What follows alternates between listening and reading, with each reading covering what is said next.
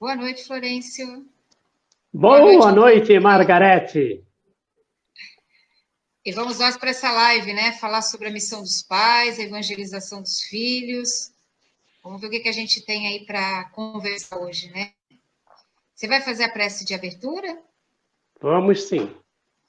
Então vamos unir os nossos pensamentos.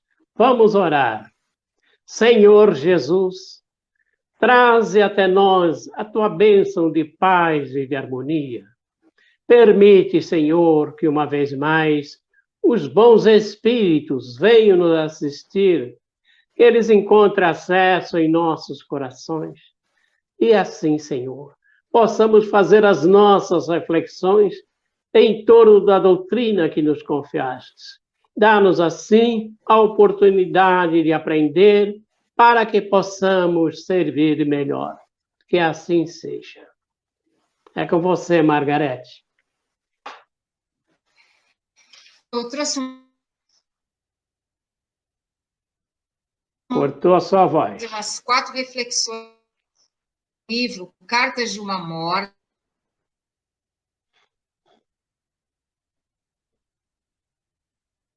Então, não estamos te ouvindo. Pode começar tudo de novo.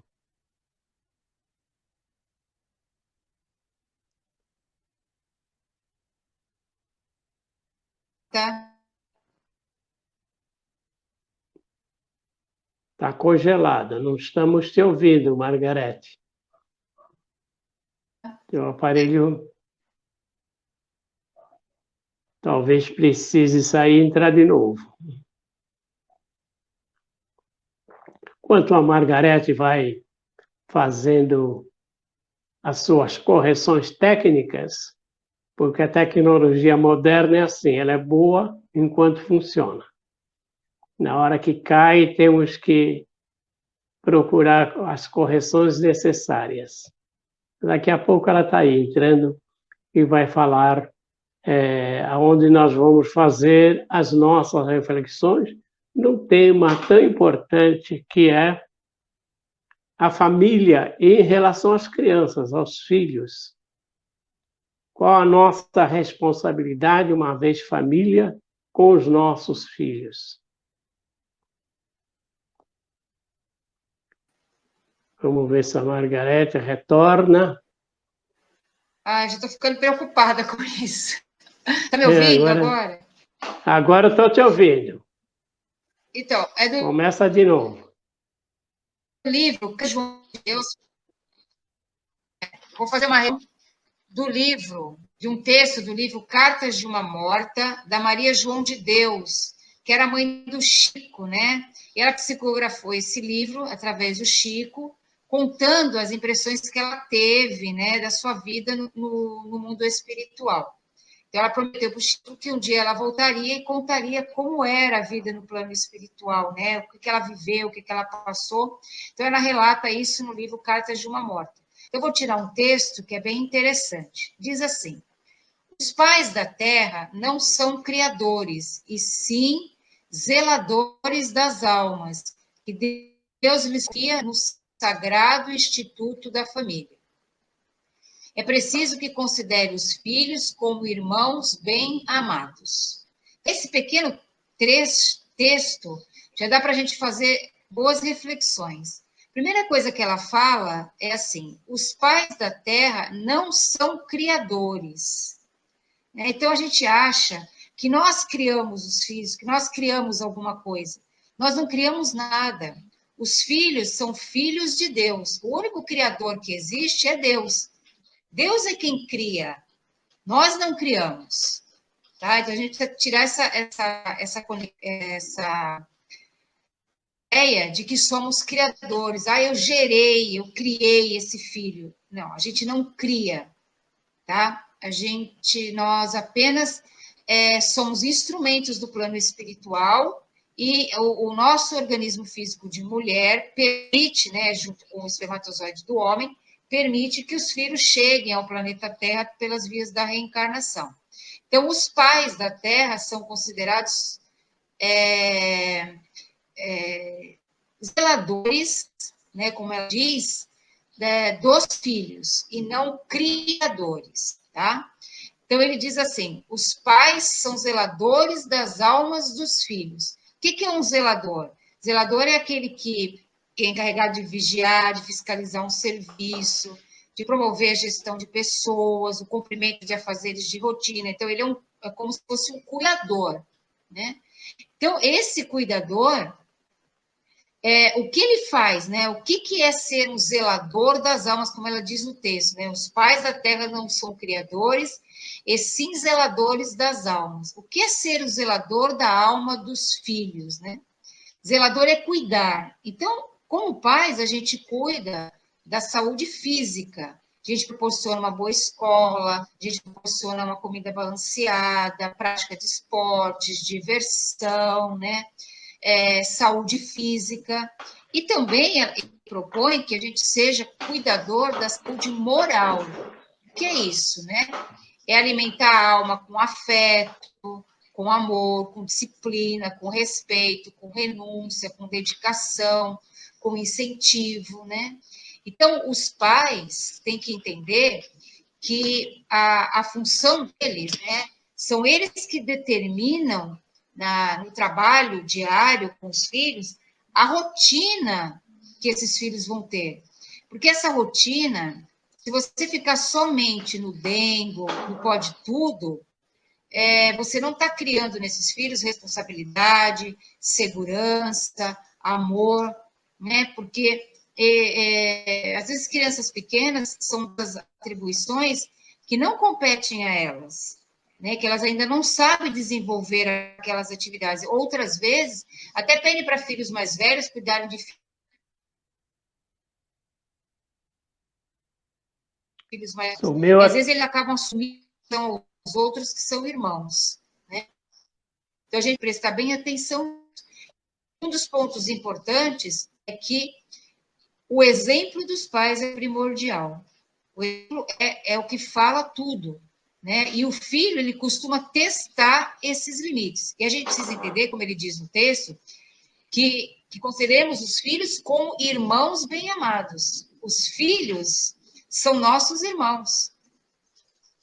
Então, nós mulheres achamos que por termos gerado uma criança, que somos proprietários dos filhos, e nós não somos proprietários de ninguém. Como dizia Gibran Khalil Gibran, nossos filhos estão apenas sobre a nossa responsabilidade para serem educados e seguirem para o mundo. Então, esse é o trabalho que a gente tem. Então, a espiritualidade nos coloca na condição de zelador das almas dos filhos, de cuidar dessas almas. Então, o exemplo nosso é muito importante. E olhar os filhos como nossos irmãos bem-amados, tá? Não desmerecendo a hierarquia que os pais têm que ter, porque se eles estão vindo como zeladores, como cuidadores, há uma hierarquia dentro desse contexto familiar. E essa hierarquia familiar precisa ser respeitada, porque os pais estão na condição de cuidadores, de zeladores. Então, esse respeito tem que ser colocado, porque senão os filhos acabam achando que o pai é um amiguinho e que ele está em pé de igualdade com os filhos. Amigos nós somos, mas existe uma hierarquia aí. Oi? Está ouvindo, Florença? Está dando para ouvir? Agora voltou de novo. Agora? Voltou? Então, a gente precisa entender que os filhos, eles... Voltou? Que os filhos, eles estão na nossa responsabilidade. Então, dentro dessa hierarquia, a gente tem uma tarefa a cumprir, que é o que diz aqui, né? Deus confia no sagrado instituto da família, né? Então, Deus confia aos pais esse trabalho de cuidadores, tá? É a mensagem que a Maria João de Deus coloca para a gente. Então, dentro dessas responsabilidades que a gente tem com os filhos, né? Como zelador deles, a gente pergunta para eles como foi o dia que eles tiveram, o que eles fizeram, como foi na escola, a gente auxilia nos cadernos, a gente auxilia na resolução das dificuldades, dos problemas que eles têm, a gente participa disso, ou a gente tem dificuldade para poder fazer isso, alegando que não tem tempo, é responsabilidade deles, que tem muitos afazeres, né? Então, essa tarefa de cuidar é muito importante. Então, é uma atenção que a gente tem que ter constantemente, né? Explicar para os filhos os limites, que a gente põe as atitudes deles, mas esses limites a gente precisa explicar de uma forma assim: se algo é proibido, se algo não se pode fazer, algo não é aconselhável a ser feito, que tenha uma explicação para isso, e não simplesmente uma imposição. Não pode, não faz, não quero, né? Isso é um autoritarismo. Então, esse diálogo precisa ser explicado. Isso não pode ser feito porque ocasiona isso, porque tem uma consequência disso. Isso é educar, né? É entender o porquê daquele não. Porque a vida também nos dá não. E se a gente só der sim, né, a gente não. A gente acha que tudo e todos vão estar sempre prontos para nos servir, né? E deixar de reclamar, né, de resmungar, porque é uma responsabilidade que a espiritualidade está confiando a todos nós. Tá? Quer comentar alguma coisa, Florencio, a respeito disso? É muito interessante. Hermínio Correia de Miranda, em seu livro Nossos Filhos são Espírito, o próprio título do livro já diz: Nossos filhos são espíritos, antes de ser nós. São espíritos que chegam através dos corpos, como você comentou, que foram gerados pelaquela mãe. Também um grande educador, esse Tiba, ele dizia que os filhos são como navios. Os navios, o lugar mais seguro dele é no porto, mas o navio não foi construído para ficar no porto. O navio foi construído para enfrentar os mares bravios, as tempestades. Assim também são os nossos filhos. Nós temos que educá-los para eles enfrentar o mundo com as suas adversidades, com tudo que ele pode proporcionar aos nossos filhos. Nós temos dois extremos aí. Aquelas criaturas que nascem muito pobres, às vezes os pais não têm recursos para lhe dar um acompanhamento. E aqueles que nascem em lares muito ricos, às vezes são criados por babás. Eu me lembro que um cantor, hoje mais apresentador do que cantor, de uma família muito rica, ele, quando foi servir o exército, um dia sua babá foi lá levar um lanche para eles anunciaram pelos alto-falantes o nome dele, que a babá dele estava lá esperando ele. Então, a babá acaba tendo mais função de mãe do que a própria mãe. É interessante que quando nesse texto da Maria João de Deus, que ela diz assim: Deus lhe confia, quer confiar aos pais, no sagrado instituto da família. Quer dizer, Deus confia nos pais como cuidadores, né? Então, esses cuidadores, os pais, no caso, ou quem estiver cuidando, né? Na questão, na ausência do pai, quem está cuidando, nos sentimos o quê? Parceiros de Deus. Há uma responsabilidade muito grande nossa, assumida como pais perante Deus, né? Então, quando a gente delega essa função aos outros, muitas vezes delega a avós, a empregados, a professores, né? Não colocar essa função exclusivamente aos outros, porque essa responsabilidade ela foi assumida pelos pais antes de reencarnar. E a gente entender que pai não é um reprodutor, pai é um cuidador, é um educador do filho que está sendo trazido para a sua responsabilidade. Às vezes tem famílias que a gente observa que produzem filhos, parecem reprodutores, e os outros é que ficam cuidando, e assumem essa responsabilidade. Isso não é educar, porque aqueles espíritos não estão assumindo a responsabilidade quanto à sexualidade e quanto à responsabilidade do gerar aquele filho, né? Então, na questão 208 do Livro dos Espíritos, eles dizem assim, né, como resposta: os espíritos dos pais têm por missão desenvolver o dos seus filhos pela educação. É para ele uma tarefa. Se nisso falha, é culpável. Né? Essa é a resposta dos benfeitores espirituais dado a Kardec, né? Então, é uma missão. ser pai não é uma situação assim casual, né? É colocada pela espiritualidade como missão de desenvolver o espírito dos filhos também, tá?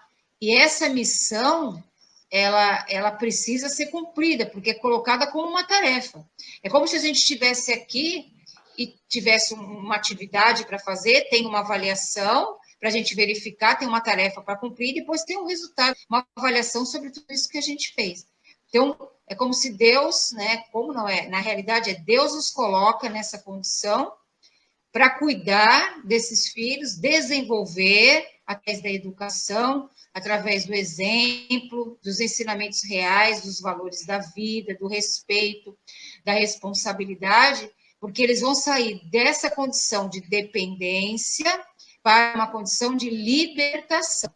Essa é a proposta, né? Porque o filho traz dentro de si várias informações de encarnações anteriores. E essas informações elas vão chegando, elas vão sendo desenvolvidas e amadurecidas ao longo do desenvolvimento do seu próprio corpo. Ele vai tomando mais consciência disso. A voz sumiu.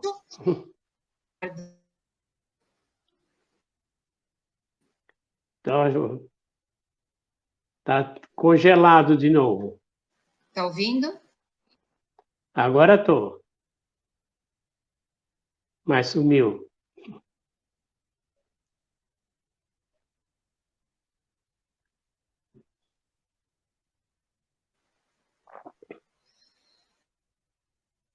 Então, estamos sem... Voltei? Voltei. Falou, mas está cortando, está cortando. Está cortando.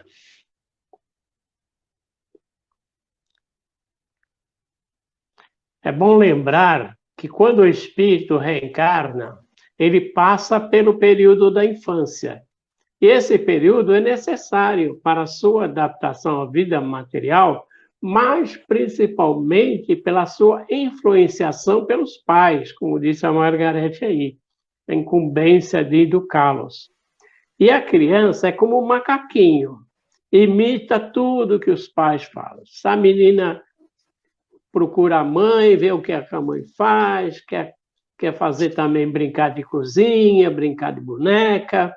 Se é o menino que vê que o pai não abotou a camisa, ele também não abotou a camisa, quer andar do jeito que o pai anda, ele vai imitando tudo. Então é preciso que ele emite coisas boas. Ou seja, a criança está sempre fotografando. Certa mãe perguntou a um psicólogo: doutora, a partir de que idade eu devo educar meu filho? E o psicólogo perguntou: que idade tem seu filho? Tem 6 meses, então a senhora já perdeu 6 meses. Porque a criança fotografa tudo que nós estamos fazendo. E aquilo vai influenciá-la. Desde bebê até a adolescência e daí para frente. Depois ela já começa a se mostrar como ela é de vidas passadas. Às vezes, no adolescente, nós procuramos a criança e encontramos o adulto. Procuramos o adulto e encontramos a criança. É aquela instabilidade emocional. Não é isso, Margarete? Com certeza, Florência. Essa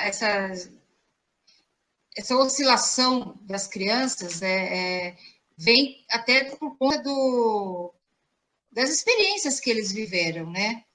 E quando a gente coloca essa questão dessa tarefa, né, de cumprir esse papel da educação dos filhos, né, a gente procura ensinar o amor para eles, né? Mas a gente ensina o amor para eles e às vezes a gente não suporta a vizinha que está do lado. A gente fala para eles não mentir, aí alguém liga para a gente fala assim: diz que eu não estou. Né? Às vezes fala assim: não grita comigo, e a gente está gritando. Né? A gente ensina que tem que dizer muito obrigado, por favor, com licença, desculpa, e a gente não faz isso. Né? Então, são pequenos detalhes dentro da rotina da casa, do dia a dia, que os exemplos dos pais são muito importantes para criar essas responsabilidades, esse entendimento deles também em relação aos outros. Isso também desenvolve o espírito deles, né? Desenvolve a alma deles, traz mais segurança, mais responsabilidade, né?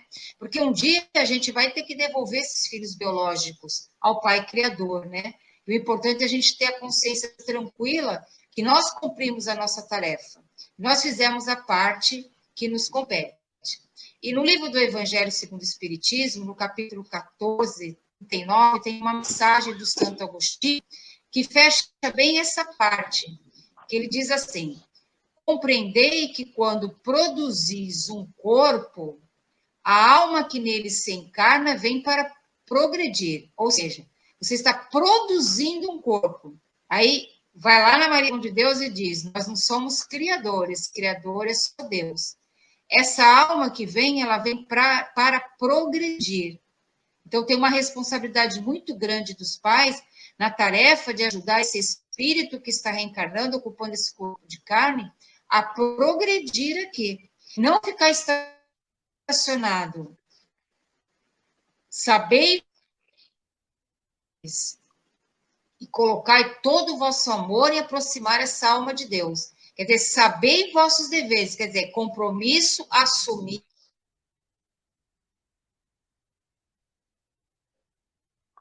Sumiu a sua voz. É isso aí, Margarete. Sumiu a sua voz. Os corpos renascem dos corpos, mas os espíritos não renascem dos espíritos.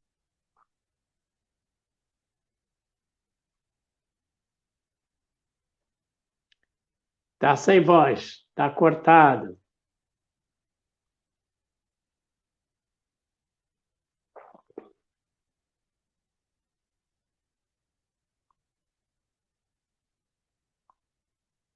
O espírita, principalmente na área da educação dos filhos, André Luiz recomenda que se encaminhem para evangelização na casa espírita, onde eles vão receber lições de moral, combatendo o mal pela raiz. No livro Conduta Espírita, de André Luiz, ele aborda esse assunto da criança em relação aos pais e vai fazendo uma série de recomendações. Ele diz que na literatura espírita devemos levar livros infantis espíritas para as nossas crianças, porque traz histórias muito boas em que eles podem realmente criar uma formação moral. Então, no próprio Evangelho no Lar, além do Evangelho segundo o Espiritismo, você deve colocar um livro infantil espírita, se você tem criança. Se você tem bebês, o bebê fica na sala, porque vai vir espíritos para dar um passe no bebê. Assim que eles se aproximam, ele já começa a sentar na mesa e vai vendo que os pais leem. Isso é um bom exemplo, isso vai fazer com que eles tenham vontade de ler também. Em minha casa acontecia isso. Eu tinha 4 filhos, todos participaram do Evangelho no Lar. E o Rogério, que é o meu terceiro, ele logo cedo, ele ouviu um verso do livro Criança Espírita, e na semana seguinte ele pegou o livro, abriu, ele decorou o verso e começou a ler. Como, quer dizer, fingia que lia, né? Com 2, 3 anos ele não sabia nada, mas falar ele sabia. E até hoje eu sei o verso de cor, porque toda reunião ele falava a mesma coisa, o mesmo verso. E o verso era de Meimei, que dizia assim: em nossa casa querida, a força que nos atrai para ser alguém na vida é a proteção do papai. Isso ele repetiu durante anos. Claro que eu não podia esquecer nunca. Isso é o estímulo à leitura. Se você traz a leitura e traz livros infantis, eles vão se entusiasmar pela história infantil e vai querer cada vez que você leia mais. Então, dar sempre brinquedos instrutivos, não brinquedos que estimulem a violência, nem filmes que estimulem a violência, porque a influência do meio é sempre danosa quando ela tem um direcionamento para o mal. Não é isso, Margarete? Ok, Florestan. Então, vou dar continuidade àquela questão do Evangelho. Ah, meu Deus, vamos lá. Compreendei que quando produzis um corpo, a alma que nele se encarna vem para progredir. Sabei vossos deveres e colocai todo o vosso amor em aproximar essa alma de Deus. É a missão que vos está confiada, da qual recebereis a recompensa se a cumprirdes fielmente. É uma missão, hein? Vossos cuidados, a educação que lhe derdes, ajudarão ao seu aperfeiçoamento e seu bem-estar futuros. Quer dizer que nós estamos contribuindo para uma alma progredir. Isso é uma das tarefas mais importantes, né, que poderia existir, né? A gente ter essa missão de de ter um ser ali e poder ajudar o progresso desse ser na sua evolução e mais para frente poder verificar que o trabalho que você fez realmente gerou bons frutos, né? E você tem ali um irmão também caminhando e evoluindo como você também, né? Pensai que a cada pai, a cada mãe, Deus perguntará: que fizestes do filho confiado à vossa guarda? E complementa: desde o berço, a criança manifesta os instintos bons ou maus que traz da existência anterior. Estreitai, pois, os menores sinais que revelem os germes desses vícios e empenhai antes que lancem raízes profundas. Então, a criança, desde cedo, ela já vai mostrar sinais que necessitam de ser corrigidos, educados, aprimorados, melhorados, né? Ela vai aparentando isso, se revelando desde pequena. Às vezes a gente acha que uma criança de 1 ano, de 2 anos, não tem noção de nada, ela está prestando atenção em muita coisa, ela é bem atenta, é uma fase de muita assimilação do espírito, principalmente até no período de gestacional. Precisa tomar muito cuidado com o que se pensa, com o que se fala, o que se ouve, o que se diz, que a criança assimila e aqueles registros ficam gravados na sua memória espiritual. Então, esses germes desses vícios, quando eles começam a surgir, ser combatidos imediatamente antes que eles criem essas raízes profundas. Eu vou contar uma história para vocês de um encontro que aconteceu na Federação Espírita do Rio Grande do Sul, de adaptação de uma história chamada As Regras do Jogo.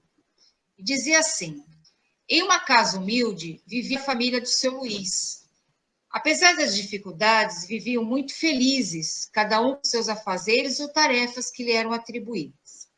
Certo dia, Aninha, a filha mais velha, com 10 anos, chamou os irmãos e disse: a partir de hoje, só eu posso entrar no quarto de dormir, porque vocês bagunçam e não ajudam a arrumar.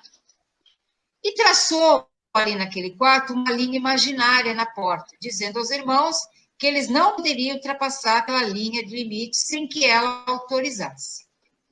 Roberto, com 8 anos, disse então: ninguém poderá entrar na cozinha, pois era ele que lavava a louça do café todos os dias.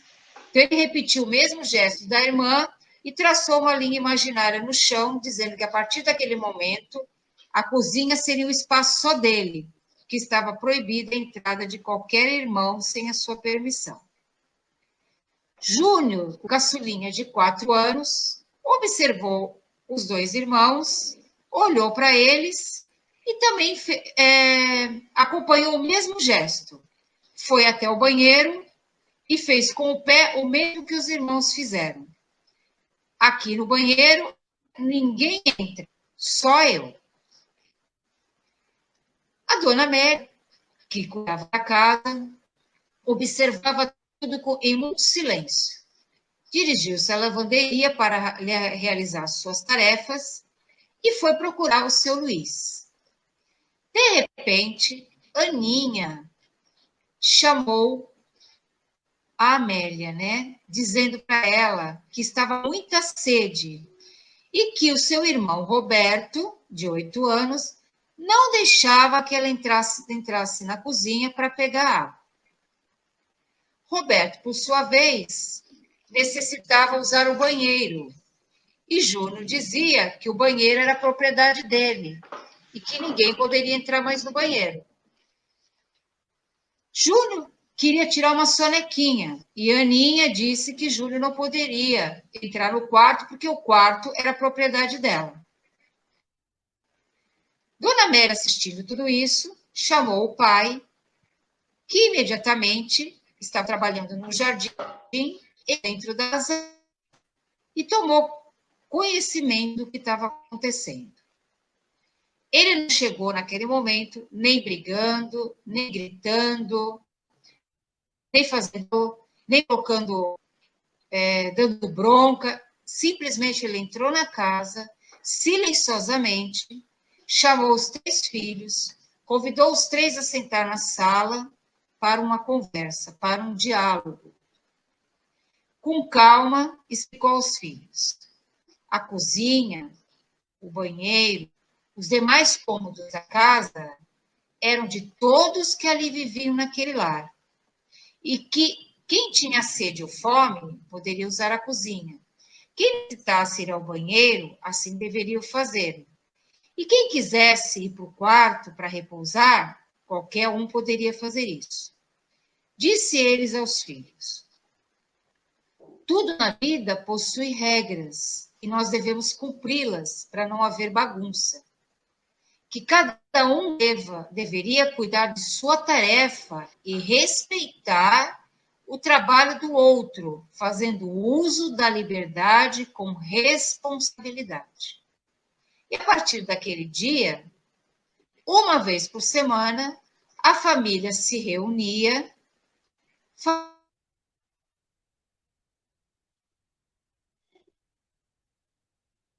fazia um evangelho no lar, conversava.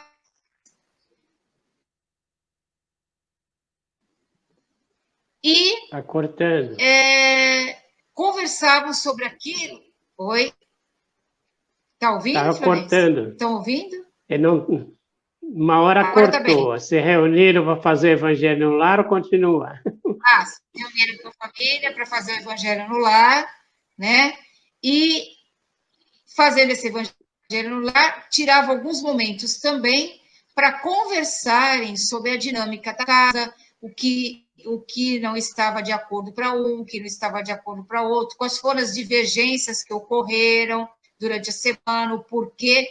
Tudo isso depois era conversado, depois do Evangelho no Lar, e eles chegavam a um acordo para que a paz e a harmonia reinasse dentro daquilo. Então, a gente vê aí pelo exemplo do seu Luiz, né, que ele não chegou brigando, ele não chegou criando confusão, né? Ele chegou realmente educando, levando esses espíritos a compreenderem a responsabilidade que cada um tinha também com a casa, com os irmãos, com as tarefas que eles estavam fazendo, né? Então, ele ensinou limites, mas ensinou também a liberdade com responsabilidade. Hoje a gente sabe que a encarnação, a própria encarnação, é a verdadeira evangelização, né? Então, a reencarnar já é um processo de evangelização. O período infantil é o período mais propício, mais fácil para se colocar essas bases educativas. Tá? É um estado em que a criança ela vem desde pequenininha, com uma semiconsciência. Então, ela fica muito mais maleável, muito mais receptiva, ela consegue aprender muito mais nessa fase infantil. E a gente sabe que até os 7 anos de idade, a criança ainda está recebendo muita influência do plano espiritual, ainda está se processando, né, a sua própria reencarnação. Ela tem muita recordação do plano espiritual, por isso que ela conversa com o amiguinho imaginário, as mães acham que às vezes ela está tendo problema psicológico, não é porque ela está numa fase ainda muito ligada com o plano espiritual, né? Então, ela vai se desenvolvendo fisicamente e também vai, com a educação dos pais, ela vai aprimorando esses valores, esses vícios que traz, essas tendências que são adequadas e aprimorando as que são adequadas num processo de educação gradativa, né? Então, o culto do evangelho no lar é importantíssimo dentro de casa, porque é trazer Jesus para o seu lar, para a sua casa, né? E para junto das suas crianças, porque eles vão se rebelar. Eu me lembro quando eu era criança, minha avó me levava para assistir as palestras na casa espírita, e eu não gostava de ir. Eu não queria saber de ir para o centro espírita. Eu achava que aquilo era muito ruim, era muito cansativo, não era para mim. Mas a minha avó insistia, né? A minha avó insistia por quê? Porque eu não tinha idade ainda para escolher o que era o melhor para mim. Eles estavam dando os valores primordiais, estavam dando uma base para mim. Agora, o que eu ia fazer com essa base depois, a responsabilidade já era minha. Mas naquele momento, a responsabilidade era deles. Então, eles estavam dando essa base para mim. Então, é isso que a gente precisa fazer, né? Meu pai levava para evangelização infantil, né? Hoje a gente leva os filhos para balé, para futebol, para praia, para viajar, e não leva para aprimoramento dos valores morais, para eles estarem hoje lá. E quando você promove um evangelho no lar, esse evangelho no lar, ele não é um evangelho só para adulto, quando você tem criança.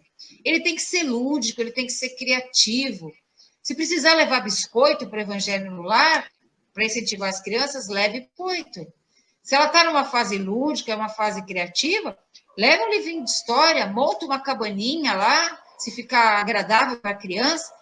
O adulto tem que se adaptar ao mundo infantil, né, para que esse evangelho ele possa chegar a essa criança.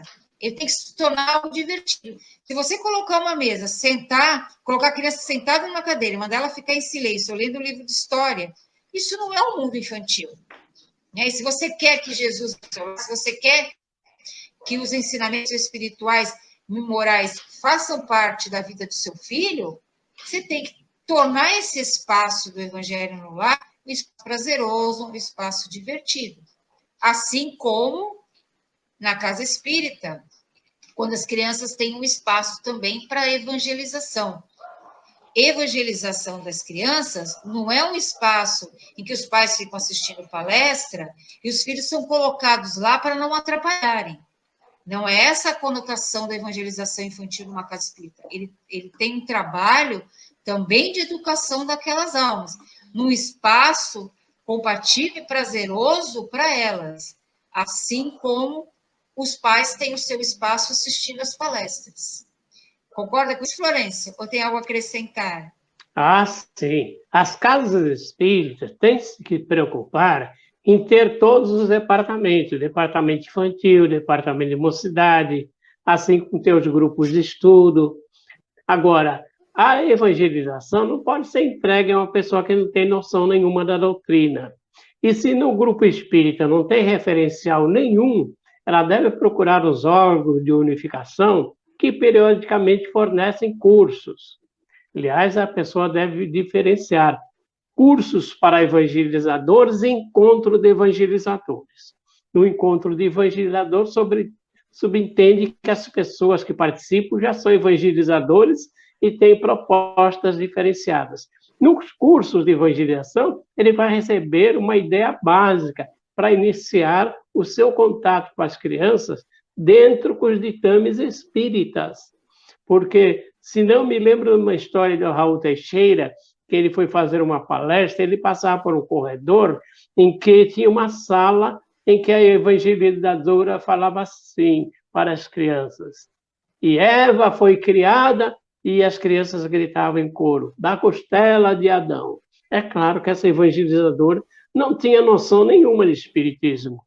Então, a casa espírita tem que se preocupar, porque é muito sério dar aulas de evangelização. É preciso ter conteúdos que realmente estejam de acordo com a faixa etária a que a comunicação vai ser dada, para quem. Isso faz com que nós possamos, os pais possam confiar e entregar as crianças ali naquele espaço, porque não são babás, são formadoras de caracteres que as crianças precisam. Isso mesmo, Florência. E para a gente encerrar, eu vou ler 2 mensagens. Uma está no livro Consolador, na questão 110, a psicografia do Chico, é uma mensagem de Emmanuel. A melhor escola ainda é o lar, onde a criatura deve receber as bases do sentimento e do caráter. Então, Sumiu a sua voz, Margarete. Caio. Está sem som. Para que a gente melhore. Cortou o som de novo. Uma sociedade, a gente melhore esse. Está cortando. Voltou agora? Então, agora voltou. Para a gente melhorar essa sociedade, a gente precisa fortalecer o lar, fortalecer-se e. Voltou, né? Então, se o lar é onde a criatura vai receber as bases do sentimento e do caráter, se esse lar está estruturado com Jesus dentro dele, com bases voltadas aos ensinamentos de Jesus, a gente vai poder multiplicar isso para uma sociedade. Então, não adianta a gente querer uma sociedade diferente se os lares não estão sendo modificados, não estão sendo trabalhados nessa direção da espiritualidade superior, né? Dessas bases de sentimento, de caráter, de respeito, de amor ao próximo, de amor mesmo. Né? Então, desse lar, que é o primeiro grupo social que vai se expandir uma sociedade melhor. Né? Então, que a gente tenha essa consciência da importância e responsabilidade que existe dentro do... Né?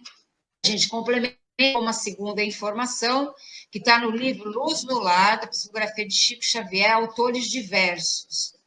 Quando o ensinamento do mestre vibra entre 4 paredes de um templo doméstico, os pequeninos sacrifícios tecem a felicidade comum. Então, o que nos diz aqui essa mensagem, né? Problemas, dificuldades de relacionamentos, teremos.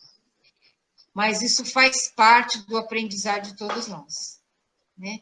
Então, é nesses pequenos sacrifícios de renúncia, de paciência, de dedicação, de respeito, de amor, de compreensão, que a gente vai solidificando raízes no coração de cada membro da família, né? Incluindo aí os filhos também, que fazem parte da nossa família. Né? Então, que a gente possa multiplicar esse amor dentro dos nossos corações e expandir para toda a nossa família, porque todos estamos ali reunidos, é um laboratório de experiências para todos que estão ali envolvidos, e todos que estão para te ajudarem, para que todos cresçam espiritualmente. É um trabalho de equipe, né? E de responsabilidade de todos, e que um dia teremos que prestar conta dos filhos que nos foram confiados. Então, essa é a grande tarefa dos pais hoje. Eu quero só agradecer, né, o convite. Eu não sei se ficou boa essa live, porque já caiu umas 2 ou 3 vezes, né? Mas a gente espera que tenha levado a mensagem para vocês. Né? Agradeço o convite da equipe toda do Aurora de Luz, né? E que a gente possa ter entendido isso, né? E levar para a nossa vida, né? Vendo a grande responsabilidade de ser pai e de ser mãe, né? É uma missão que Deus confiou a cada um de nós, né?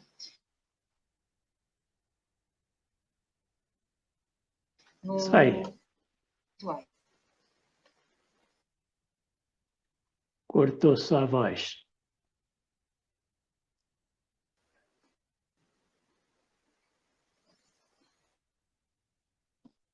Não estamos te ouvindo, Margarete.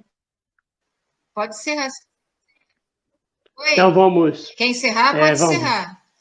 Então vamos encerrar agradecendo a Deus, nosso Pai, a Jesus, nosso Mestre, os nossos amigos espirituais que nos inspiram, que nos favorecem nessa noite, e que as tuas graças, o teu amparo possa ser distribuído por todos aqueles que conosco participaram, interagiram, e que possamos ter novas oportunidades para que juntos possamos falar dessa doutrina maravilhosa que é o Espiritismo. Graças se dou hoje, agora e sempre. Tchau, gente. Obrigada. Gratidão aí por todo mundo que estava aí na live, nos assistindo, tá bom? Muito obrigada aí.